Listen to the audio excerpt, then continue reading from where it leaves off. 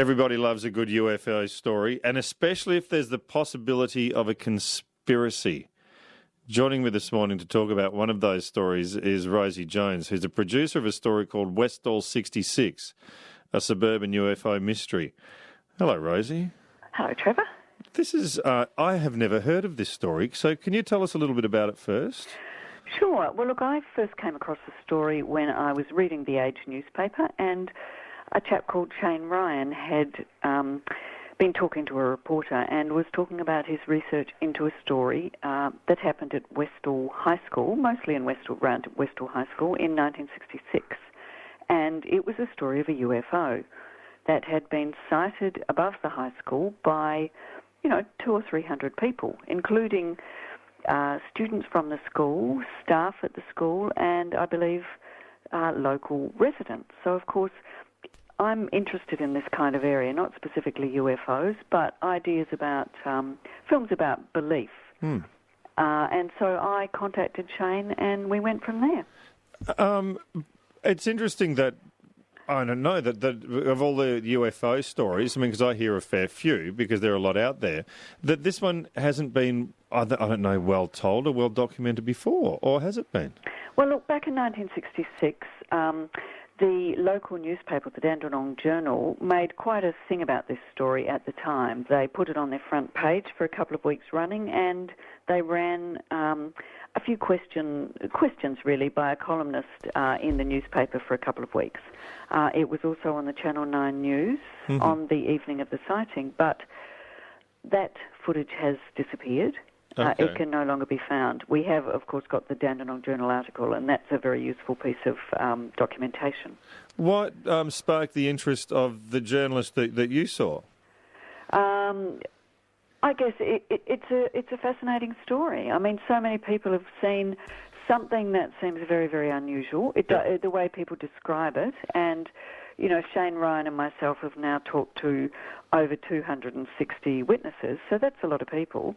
Inevitably, they describe the movement of this object as incredibly fast and something that rises vertically, unlike anything that these witnesses, who were living in the shadow really of Moorabbin Airport with its light planes and so on, this was not like anything they'd seen before.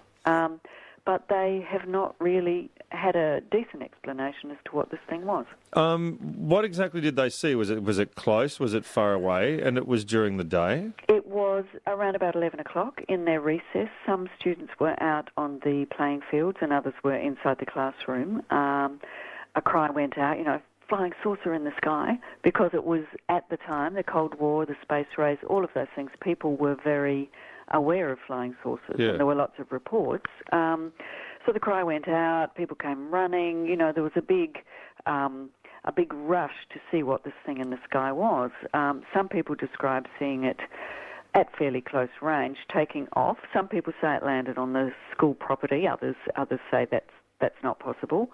It hovered, most people agree, it hovered for about 20 minutes around the school. There was an area called the Grange Reserve, which was very close to the school, which was on the fringes of Melbourne at the time. This object appeared to land behind these pine trees.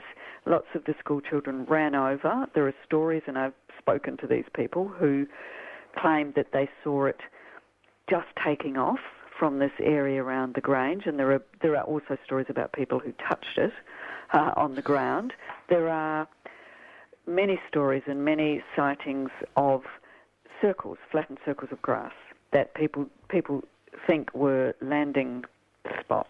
So this isn't something that was way up in the sky. This is something that was relatively close. Just for some people, it depended on where you were when you sighted it. So some people, the people who were there early on the spot, say they saw it lower than people who came later. So it kind of changed its position in the sky. It was also apparently circled by up to 5 light aircraft. Was there any report of that? Yes, that's in the Dandenong Journal. They named one pilot in the Dandenong Journal who I tried to catch up with, but unfortunately he'd passed away. I did find his widow. And I have tried, to speak to plenty of people at Moorabbin Airport and other places. I found air traffic controllers, but we haven't been able to locate the pilots who were actually in the sky at the time.